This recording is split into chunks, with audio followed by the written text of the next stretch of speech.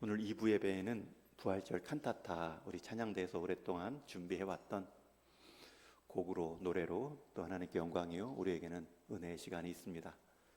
그런데 일부에 참여하신 분들은 그 칸타타 혹 못 보실까봐 일부 특성을 조금 더 의미에 맞는 곡으로 함께 나눴으면 좋겠다 해서 정했습니다.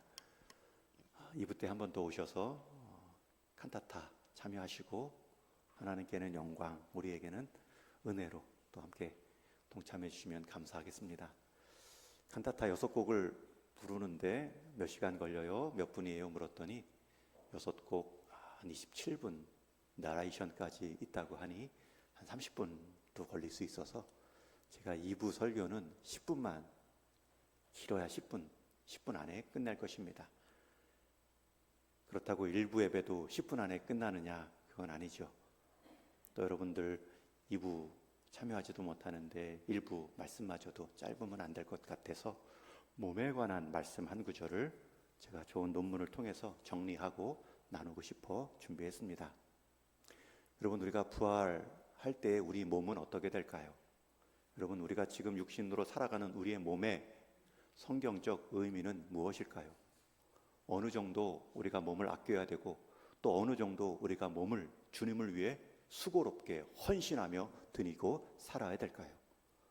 어떤 분들은 몸을 아낀다고 평생 자기 몸에는 집중하는데 정작 주님의 몸 된 교회에는 자기 몸 아끼느라 주님의 몸에는 무관심한 분들도 있고, 또 어떤 분들은 반대로 주님을 위해 자기 몸을 다 드리는 순교하는 바울과 같은 삶도 있습니다. 몸에 대한 성경적 태도는 무엇일까요? 분명히 주님은 우리의 몸을 지으셨기 때문에 몸 자체는 선하고 선물입니다. 우리는 몸을 통해, 기관을 통해 누리고 기뻐하죠. 그러나 그 몸은 또 죄악으로 물든 몸이기 때문에 가만둔다고 해서 선을 도모하지는 않습니다. 악에 물들 가능성이 더 많습니다. 여러분, 몸을 대하는 성경적 태도 어느 정도까지가 내 몸에 균형 잡힌 성경적 관점일까? 먼저는 여러분, 정형과 성형의 차이를 아시는지요? 우리 병원에 가면 정형외과가 있고 또 성형외과가 있죠. 정형외과는 사고를 통해서 몸에 균형이 무너지고 다치고 부러졌을 때 뼈를 맞추고 몸의 균형을 회복하는 치료 과정입니다.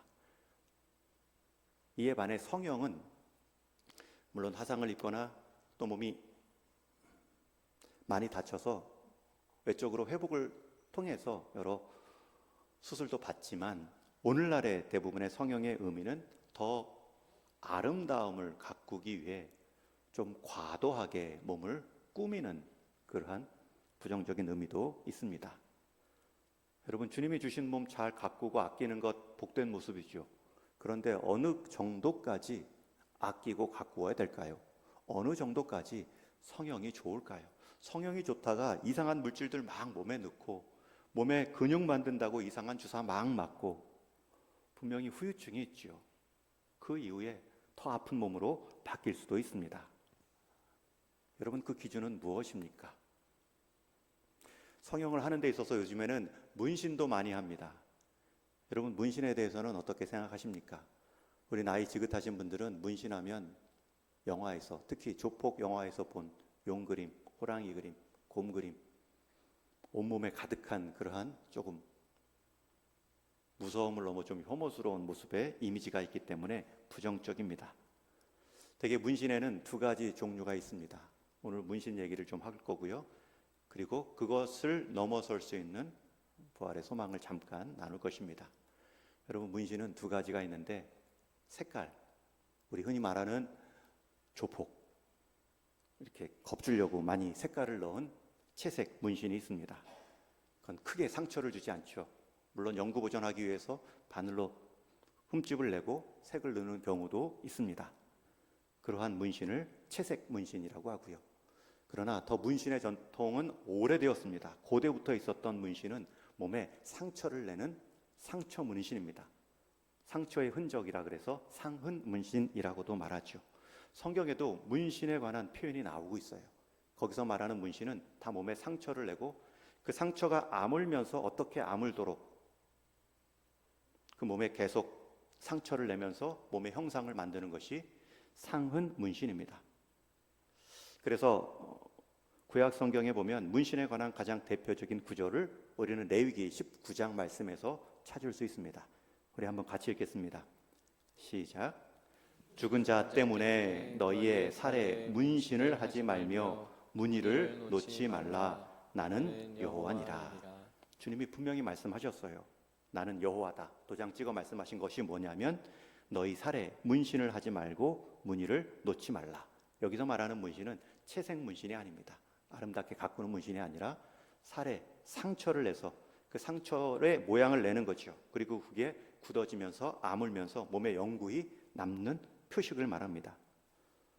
이 문신에 관한 말씀을 그냥 문자대로만 보면 절대 금지로 보이죠. 또 레위기 19장뿐만 아니라 신명기 14장에서도 이런 표현이 나옵니다. 14장 말씀 한번 같이 읽습니다. 시작. 너희는 너희 하나님 여호와의 자녀이니 죽은 자를 위하여 자기 몸을 베지 말며. 여기서 베지 말다, 이 베다라는 뜻이 몸에 상처를 낸다는 뜻이에요. 칼이나 날카로운 것으로 몸에 흔적을 내면서 아물며 그게 영구 문신이 되는 거죠. 이 말씀도 몸을 베지 말고. 그렇다면 이 몸을 왜 베었을까? 그게 더 중요하죠. 이 신명기 말씀이나 앞에 레위기 말씀도 이런 반복된 표현이 나오죠. 죽은 자 때문에 죽은 자를 위하여. 우리 말씀 한번 띄워주세요. 신명기 14장. 신명기뿐만 아니라 앞에 레위기도 죽은 자 때문에, 신명기에서는 죽은 자를 위하여. 여러분, 그 행위 자체보다 그것을 왜 했는가, 어떤 분명한 의도가 있는 행위에 대해서 하나님은 금지하는 거예요. 그냥 내가 너희들 몸으로 지었고 너희 몸을 선물로 주었으니 아끼라, 아니면 유교적 전통에 따라 부모님께 받은 몸이니 우리 몸에 여러 가지 흔적을 남기면 안 된다, 그런 뜻 정도가 아니죠. 예레미야서 41장에 보면 왜 금하셨는가 더 구체적인 표현이 나오는데, 예레미야 41장도 같이 읽습니다. 시작. 그때 사람 80명이 자기들의 수염을 깎고 옷을 찢고 몸에 상처를 내고. 여러분, 이 예레미야 41장의 배경은 이교 신들, 이방 신을 섬기고 그 앞에서 제사하는 과정에 나온 비판입니다. 여러분, 수염을 깎고 옷을 찢고 몸에 상처를 내므로 나는 이방 신을 섬기고 이방 신에게 속한 존재입니다. 이것이 하나의 예식이에요. 예식적 행위로 몸에 상처를 내고 나는 당신께 속하였습니다라는 몸의 흔적을 자랑하기 위함입니다. 그런 일들에는 나에게 속한 너희 이스라엘 백성은 절대 참여하면 안 된다. 그러한 이방 신들의 행위 가운데 문신하는데 너의 몸을 써서는 안 된다, 분명히 반대하십니다. 여러분, 엘리야가 이방 선지자 바알 선지자들과 갈멜살 대견을 할 때에도 갈멜살에 모인 이방 바알 선지자가 기도했지만 850명이 모여 온갖 몸부림을 쳤지만 비가 내려오지 않자 자기들이 믿는 신 앞에 어떤 행위를 합니까? 우리 열왕기상 18장 말씀 같이 읽습니다. 시작. 이에 그들이 큰 소리로 부르고 그들의 규례를 따라 피가 흐르기까지 칼과 창으로 그들의 몸을 상하게 하더라. 여기서 몸을 상하게 했다라는 표현이 몸에 문신을 낸다는 거예요. 자기들이 믿는 신의 능력을 갖고 오려고 우리는 당신께 속하여 있습니다. 이미 새겨진 문신 더하기 몸을 상하게 함으로 문신을 더 새겨나감으로 능력을 요구하는 거지요. 그럼에도 아무 능력이 나타나지 않습니다. 여러분, 예수님께서 금하신 문신의 행위, 상처를 통해 내 몸에 문신을 만드는 것을 금한 행위는 이교적 습관, 이방적 신앙에 내 몸을 들이지 말라는 것입니다. 몸 자체에 칼을 대지 말라는 뜻이 아니라 그 몸으로 이방에 속한 그 행위를 하지 말라는, 상처를 내지 말라는 배경입니다. 그런데 이런 하나님의 명령이 정작 자기 백성을 향하여서는 몸에 상처를 내라고 명령하신 적도 있죠. 상처 문신을 금하신 하나님께서 도리어 자기 백성들에게는 상처를 내라. 우리 창세기 17장 17절 말씀 같이 했습니다. 시작. 너희는 포피를 베어라. 이것이 나와 너희 사이의 언약의 표징이니라. 베어라. 몸에 상처를 내는데 특별히 남자의 성식기 가운데 할례 행위를 행하라 라는 말이죠. 상처 문신이 칼과 날카로운 도구를 써서 그 상처가 아물면서 생기는 흉터로 이루어진 문신인데 그거 자체를 금했다라고 볼 수 없는 것이 하나님의 자기 백성을 향한 이 명령에서도 확인될 수 있습니다. 심지어 남자들의 그 생식기 포피에 새겨진 그 문신을 통해 나는 너희가 내게 속한 민족임을 표징으로 삼겠다. 할례의 언약의 표시로 말씀하십니다. 여러분, 이 말씀, 상반된 말씀을 보면 헷갈리지요. 문신을 해도 된다는 말인가? 하지 말라는 말씀인가? 이 당혹스러운 이 상황에서 주님의 말씀은 명료합니다. 문신 자체를 금지하셨다라기보다는 왜 문신을 행했는가? 그 행위 자체만으로 평가하신 것이 아니라 그 행위 때문에 무엇이 고백되어지고 있는가? 이것이 더 중요하다는 점입니다. 레위기 말씀에서도 죽은 자 때문에, 죽은 자 같은 무능한 존재들 때문에, 무능한 신들 때문에 내 몸에 상처를 내지 말라.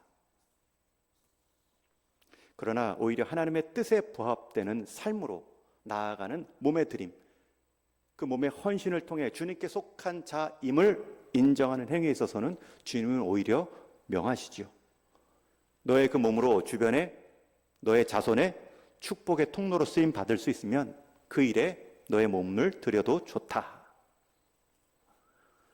이걸 오늘날로 이제 바꿔보면 그렇다면 결론은 뭡니까? 우리 젊은이들 몸에 문신해도 된다는 겁니까? 안 된다는 겁니까? 이렇게 좀 시원하게 결론을 내려주면 좋을 것 같은데 이럴 때는 저는 바울의 고백을 말합니다. 모든 것이 가하나 모든 것을 행하지 않음은 연약한 자들을 위함이고 모든 것이 가하지만 내가 모든 것을 절제하는 것은 덕을 세우기 위함이라. 여러분, 엄밀하게 말하면 몸에 관한 그 자체로는 성경은 명확하게 얘기하지 않지만 그것을 왜 하는가? 그 행위를 통해 하나님이 드러나는가? 나는 하나님께 속한 자이다라는 것을 더 의식하게 하는가? 그리고 그 행위 때문에 누군가 시험 들지 않고 있는가? 그러면 나는 절제하겠다. 결론적으로 하나님은 성경을 통해 문신 자체, 몸의 어떠함, 문신뿐만 아니라 성형의 어떠함, 기준을 말씀하신 것이 아니라 그 행위 때문에 가치 평가를 내릴 수 있다는 것이 아니라 그것을 통해 이루려는 목적과 용도가 무엇이냐? 하나님께는 영광이요, 주변 성도들에게는 덕스러운가? 그것을 살피며 누릴 수 있다, 자유할 수 있다 말씀합니다. 마치 날카로운 칼이 강도의 손에 들리면 사람의 생명을 위협하는 흉기가 되지만 그 날카로운 칼이 훌륭한 요리사에게 들려지면 맛있는 음식을 가능케 하는 조리 도구가 되고 의사의 손에 들려지면 사람의 암세포를 제거하는 생명의 의료기기도 될 수 있습니다. 여러분, 이런 관점으로 우리가 몸을 대해야 되고요, 이런 관점으로 우리 몸이 살아가는 생활도 적용할 수가 있습니다. 성경에 하라, 하지 말라 둘 다 나왔다면 그것은 하나님께는 영광이요 사람에게는 덕스러운 모습으로 적용할 수도 있죠. 반대로 성경에 아예 안 나오지 않은 그러한 가치 기준에 따라 우리 몸은 어떻게 살아가야 됩니까? 여러분, 화투 치는 게 죄입니까? 화투 자체가 죄입니까? 가족끼리 명절에 모여 간식 내기 화투하는 게 범죄일까요?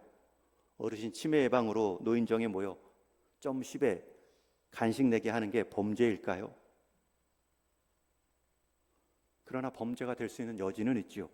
그것 때문에 가산을 탕진하는 도박에 빠졌다면, 그것 때문에 매일의 내 삶 가운데 그것만 생각난다면, 그리고 함께 화투를 치는 그 누군가 매일 따가기만 하고 밥 한 번 안 사는 그 사람이 미워진다면 여러분, 그것은 범죄가 될 수 있지요. 그럴 때는 안 하는 게 맞죠. 여러분, 주식이 죄입니까? 우리나라 인구 1,700만 명이 주식을 한다고 말하죠. 자본주의에 속한 우리나라 경제 흐름 따라 기업을 살리고 국민의 자산을 늘리는 선순환의 좋은 모델이 되면 참 좋지요. 죄가 아닙니다. 그렇게 해야 기업은 돌고 내 재산을 늘릴 수도 있습니다. 그러나 주식이 투기가 되면, 내 삶을 묶어놓고 전광판만 보고 있으면, 컴퓨터만 보고 있으면, 모바일만 보고 있으면, 모든 생각을 빠지게 하고 하나님보다 높은 자리에 그 주식이 내 삶에 영향을 미친다라고 여긴다면 그것은 우상이지요. 안 하는 게 맞지요. 내 생활의 풍요가 그걸로 결정된다, 그것만 바라보는 것은 잘못된 신앙 고백이기 때문입니다. 지금 몸의 이야기, 그 몸이 살아가는 생활 이야기의 핵심은 우리 인생의 주인이 누구인가, 내 행위를 통해 그게 고백되어지고 있는가, 그분이 인도하시는 내 삶이 그분 때문에 안전한가. 여러분, 이게 신앙의 실제 적용입니다. 이것 없이 삶 따로, 신앙 따로, 교회 안 따로, 교회 밖 따로. 가장 힘든 건 자기 자신입니다. 이제 오늘 본문 말씀으로 넘어옵니다. 그러면 우리가 그렇게 몸을 선물 받고 내 몸이 살아가야 될 생활 가운데 어떠한 마음가짐으로 살아야 내 주님의 신앙 고백이 분명해지고 내 몸을 어떤 상황 가운데서도 치우치지 않고 주님에 속한 신분과 정체성을 고백하며 살아갈 수 있을까? 여러분, 그래서 우리에게는 부활 주일이 필요한 거예요. 주님의 부활을 묵상하셔야 되는 거예요. 특히 가장 오늘 본문 14장 1절부터 7절만 읽었지만 주님의 부활, 그 능력을 우리에게 선명히 보여주고 주님이 명하시는 내용입니다. 물론 우리가 3절만 따로 떼어 사용한다면 오해할 수도 있어요. 주로 이 3절 말씀이 장례식 때 본문으로 유가족들 위로할 때 많이 설교되어지는 본문입니다. 아버지 집 주님 가서 만드시고 다시 오셔서 내가 거할 곳에 너희도 있게 하리라. 그래서 이 구절만 따로 떼어놓으면 주님이 다시 오실 먼 옛날, 먼 훗날 재림에 관한 그때로 우리가 오해할 수도 있죠. 그러나 그 이전에 주님이 말씀하신 이 본문의 의미는 주님의 부활하심입니다. 나중에 주님 다시 오실 때 우리가 부활의 몸에 참여하는 거 말고 주님이 부활하셨는데 그 부활하신 사건이 오늘 내가 살아가는 이 현재에 어떤 의미가 있는가, 그 의미를 주시는 귀한 말씀입니다. 여러분, 이 요한복음 13장, 이 14장 앞에 배경인 13장의 말씀은 제자들의 혼란입니다. 나를 팔 자가 있다 예수님이 말씀하시고, 제자들 중에 베드로는 제자들이 다 떠난다 할지라도 주님, 저는 주님을 버리지 않겠습니다. 그러자 주님이 너는 나를 3번이나 부인할 것이다. 그 내용이 24장 바로 앞에 13장 말에 나옵니다. 그런 상황에서 얼마나 제자들이 두렵겠습니까? 지금 무슨 말씀하시는지. 그때 예수님께서 먼저 위로하시지요. 1절 말씀해 보면 너희는 마음에 근심하지 말라. 하나님을 믿으니 또 나를 믿으라. 그 어지러운 상황에서 그들의 마음을 먼저 위로하신 후에 주신 말씀이 2절, 3절입니다. 무엇으로 위로하셨는가? 2절, 3절을 우리 한번 같이 읽겠습니다. 시작. 내 아버지 집에 거할 것이 많도다. 그렇지 않으면 너희에게 일렀으리라. 내가 너희를 위하여 거처를 예비하러 가노니 가서 너희를 위하여 거처를 예비하면 내가 다시 와서 너희를 내게로 영접하여 나 있는 곳에 너희도 있게 하리라. 여러분, 이 구절의 핵심은 내 아버지의 집, 거할 거처라는 표현입니다. 언뜻 보면 이 표현이 장소에 관한 말씀으로 이해할 수 있지만 어디 예수님이 가셔서 준비하시고 다시 오셔서 우리와 함께 가실 곳으로, 공간적인 의미로 이해할 수 있지만 그렇지 않죠. 내가 다시 와서라는 표현, 이런 동사들이 하나의 장소만을 생각한다라고 우리에게 오해하게 만듭니다. 그러니 장소라는 생각만 들면 예수님이 가셨다가 다시 오시는 재림 주로 오실 심판의 때를 말씀하시는가? 여러분, 그때까지 기다린다면 그 시간이 얼마나 길겠습니까? 그런데 물론 주님께서 부활 승천하신 후에 다시 재림주로 오셔서 이 땅을 심판하실 때가 있습니다. 그러나 이 본문에서는 그 의미 이전에 말씀하시는 의미가 있죠. 13장 배경은 지금 예수님께서 십자가를 앞에 두고 고난에 관한, 죽음에 관한 말씀을 하자 제자들이 두려워했고, 심지어 너희들 중에 나를 배반하고 너희들 중에 나를 떠날 자도 있다 하니 제자들이 굉장히 불안해하고 있습니다. 그런 상황에서 안심하라, 염려하지 말라 하신 말씀 후에 주신 위로가 2절, 3절입니다. 이것은 먼 훗날 재림의 때를 말씀하시는 것이 아니라 내가 죽음의 자리, 십자가의 길을 걸어가지만 곧 사흘 뒤에 부활의 몸으로 너희 앞에 설 것이다. 부활의 몸을 보여주시겠다는 약속입니다. 부활을 보장해 주시는 약속입니다. 죽지만 나는 죽은 것이 아니라 다시 살아나 너희 앞에 보일 것이다. 죽음에 대한 두려움도 있지만 내가 다시 살아남에 대한 소망도 놓지 말라라는 뜻이죠. 그리고 뒤에 요한복음 20장 19절 20절에 보면 실제로 십자가에서 돌아가셨던 예수님께서 사흘 후에 제자들 앞에 그 모습을 드러내십니다. 여러분, 그 사흘의 시간 속에 예수님께서 이루신 일이 하나님 나라 거처를 예비하신 일입니다. 하나님 나라 가시고 거기서 준비하신다는 일이 아니라 죽으시고 부활하신 그 사흘의 사건을 통하여서 예수님은 우리가 회복될, 불안 없이 하나님과 동행할 수 있는 그 길을 열어놓으셨다라는 뜻입니다. 우리는 복음서 말씀을 통해 이 예수님의 죽으심과 부활하심이 무엇을 이루어 놓는지 알 수 있습니다. 율법을 온전히 이루셨고 죽음과 죄와 사망의 권세를 무력화시켰습니다. 이제는 죽음도 죄도 사탄도 우리 사람을 기소할 수가 없습니다. 왜냐하면 예수님께서 죽음으로 다 그 값을 치루어 주셨기 때문입니다. 그리고 그 죽으신 분이 하나님의 아들이시다는 것을 증명한 사건이 부활입니다. 그냥 사람의, 현자의, 용감한 사람의 말과 행위로 끝난 것이 아니라 어떤 사람이, 어떤 혁명가가 그런 모습을 예수님처럼 흉내낼 수 있죠. 그러나 부활은 그 누구도 흉내를 못 냅니다. 부활하심으로 죽으신 분이 하나님의 아들이시구나, 그분이 우리를 위해 죽으실 수 있는 자격과 능력이 있었구나, 여러분, 그것을 경험하고 우리에게 경험시켜 주는 그 기간이 사흘입니다. 그러니 내 아버지의 집에 거할 곳이라는 의미는 장소적 개념이 아닙니다. 관계적 개념입니다. 내가 그 일을 이루었다. 너희들을 그 거할 곳에 있을 자격으로 만들었다. 그래서 거할 곳, 나 있는 곳이라는 의미는 훗날 주님 다시 오시고 다시 우리가 살 어떤 공간적 의미도 포함하지만 오늘 본문에서만큼은 주님 앞에서, 주님 안에서 내게로라는 관계적 의미를 갖습니다.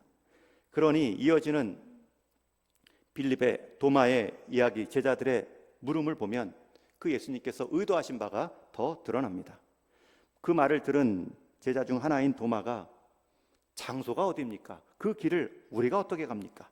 장소도 모르는데 우리가 그 길을 알 수가 있겠습니까? 그 길 좀 가르쳐 주십시오. 그때 주신 예수님의 가르침의 대답이 우리가 암송하고 사랑하는 말씀 6절 말씀입니다. 우리 6절도 같이 읽습니다. 시작. 예수께서 이르시되 내가 곧 길이요 진리요 생명이니 나로 말미암지 않고는 아버지께로 올 자가 없느니라. 여기서 더 좋은 의역된 표현은 내가 곧 길이다. 그 길이 뭐냐면 진리이고 생명이다. 여러분, 세상에는 하나님께로 간다는 길, 여러 가지 방법들을 말하는 사람이 있지만 그 길의 특징은 진리여야 되고요, 진리는 흔들림, 변화가 없다는 뜻이고요, 그 길은 생명이어야 합니다. 그러나 어떤 사람들은 진리를 말할 수 있지만 그 길은 생명이 될 수 없습니다. 분명히 그 생명을 이용하죠. 생명을 흠잡습니다. 그러나 주님은 내가 곧 길이고 나는 변하지 않는 생명, 진리로 왔다. 여러분, 이게 무슨 말입니까? 지금 장소를 물어보는데 예수님은 나로 말씀하고 있습니다. 장소가 아니라 내가 그 장소인 관계의 의미라는 뜻입니다. 더 나아가서 요한복음 14장 뒤에 23절 말씀에 보면 이런 표현도 나오죠. 23절 말씀 같이 읽습니다. 시작. 예수께서 대답하여 이르시되 사람이 나를 사랑하면 내 말을 지키리니 내 아버지께서 그를 사랑하실 것이요 우리가 그에게 가서 거처를 그와 함께 하리라. 여러분, 여기서 쓰인 거처라는 이 단어가 헬라어로 모네인데 아버지 집에 해당하는 그 단어입니다. 그런데 이 단어가 똑같이 사용됐죠. 아버지 집이 먼 곳에 있는 것이 아니라 14장 23절에 보면 내 아버지께서 그를 사랑하실 것이요 우리가, 여기서 우리는 성부, 성자, 성령 하나님께서 그에게 가서 거처를 그와 함께 하리라. 실제로 하나님 아버지는 예수님을 보내주셔서 이 땅에 성전 삼아주셨고 또 예수님은 죽으심과 부활하심으로 우리 믿는 사람들을 이 땅에 성전 삼으셔서 주님의 거처로, 성령님의 거처로 우리와 함께 하신다는 것을 보여주셨습니다. 여러분, 그 거처가 멀리 있는 것이 아니라 그 성부, 성자, 성령 하나님께서 우리와 함께 계시고 우리에게 거처를 삼으셨다. 성령을 모시고 예수님을 믿고 하나님을 아버지로 부르는 우리가 바로 거처입니다. 이제 정리합니다. 복잡하실 수 있는데 제가 드리고 싶은 핵심 요지는 부활을 멀리 주님 재림 때까지 너무 넓혀서 그때까지는 견뎌야 될, 인내해야 될, 지금 나와는 상관없는 부활의 개념이 아니라 주님이 죽으시고 부활하시고 그분을 믿는 순간부터 우리가 주님이 거쳐 되어서 주님의 부활의 생명을 가지고 살아갈 수 있다는 것입니다. 여러분, 부활하신 예수님을 믿는 순간부터 우리 안에 계신 성령님이 그 누구도 빼앗을 수 없는 부활의 기쁨과 능력을 경험케 해 주십니다. 천국을 죽은 다음으로만 가는 장소로 개념을 잡지 마시고 예수님을 믿고 예수님과 소통하고 예수님을 의식하고 의지하는 그 인생이 그날의 부활을 땡겨 살아갈 수 있는 믿음의 삶이다. 그리고 그날 가서는 부활의 몸을 덧입을 뿐입니다. 우리는 지금부터 부활의 소망을 가지고 살 수 있어요. 그러니 몸의 어떠함으로 너무 기죽지 마시고 몸이 아프다고, 몸에 장애가 있다고, 상처가 있다고 기죽지 마시고 그런 몸도 주님은 거하시고요. 또 그 몸이 잘 나갔다고, 많이 배웠다고, 많이 누릴 수 있는 부자라고 오만하지도 마십시오. 그 몸은 흙과 함께 사라질 인생입니다. 더 좋은 부활의 몸이 남아 있습니다. 그것을 지금부터 믿음으로 받고 사는 것입니다. 내가 곧 길이요 진리요 생명이니 나로 말미암지 않고는 아버지께로 갈 자가 없느니라. 그리고 오늘 말씀 7절에 보면 너희가 나를 알았더라면 내 아버지도 알았으리로다. 이제부터는 너희가 그를 알았고 또 보았느니라. 아버지 집은 예수님을 모시고 사는 우리의 자리가 아버지 집이 될 수 있습니다. 저와 여러분, 부활절을 맞으면서 주님의 부활, 그것을 믿는다는 의미가 무엇입니까? 신앙 고백 때 사흘 만에 살았다는 고백뿐만 고백하시는 것이 아니라 우리도 부활하리라 라는 고백을 함께 믿으셔야 됩니다. 예수님에 대한 신앙 고백, 죽은 지 사흘 만에 다시 살아나시고 뿐만 아니라 신앙 고백 말미에 가면 우리의 몸의 부활도 고백하죠. 여러분, 그 날을 기대하실 뿐만 아니라 오늘을 부활의 기쁨으로 누리고 살아가십시오. 이제 말씀을 맺습니다. 여러분, 2부 예배 때 나눌 부활절 칸타타 곡, 우리 로이드 라슨이라는 분이 지은 곡인데 그 곡의 서문을 보면 이 한 구절을 인용합니다. 사람이 친구를 위하여 자기 목숨을 버리면 이에서 더 큰 사랑이 없나니. 우리 작곡가 로이드 라슨, 신학도 공부하신 분이신데 이분의 신앙 고백이 계속 이렇게 이어집니다. 섬김과 사랑의 삶 때문에 멸시받고 버림받고 마침내 십자가의 잔혹한 죽음에 이르기까지 자신을 내어주신 그분의 한량없는 은혜를 보여주는 귀한 말씀 구절입니다. 우리가 다른 사람을 위해 자신의 삶을 희생해야 하는 일이 없어 보이는 듯 하지만 매일 우리의 취향, 편리함, 시간, 자원을 타인을 위해 희생하는 기회는 늘 찾아옵니다. 우리가 사랑의 전달자로 도전받지 않고서는 주님의 십자가를 온전히 따를 수 없습니다. 목마른 자에게는 냉수 한 잔을, 또 타인의 고통에 참여하는 모습이든 주님께서는 사랑이란 일상의 크고 작은 행동들을 통해 실현될 수 있다는 것을 보여주셨습니다. 여러분, 그 길을 먼저 주님께서 가셨고 그 길을 우리로 하여금 따라오라 말씀하십니다. 그 길이 때로는 십자가의 길로 죽음으로 끝나는 것 같지만 절대 십자가는 죽음으로만 끝나지 않고 부활로 이어집니다. 그러기에 십자가의 길은 새로운 길, 외로운 길일 수 있지만 그 끝은 부활의 아름다운 길입니다. 그 길을 우리가 지금도 걸어가는 것입니다. 그 끝에 부활의 몸을 입을 때만 기대하지 마시고 부활하신 주님이 내 안에 살아계시고 부활의 주님을 내가 지금도 드러내는 삶으로 살아갈 수 있다. 그 소망 갖고 부활절이 새로워질 수 있는 은혜가 있기를 주님의 이름으로 축원합니다.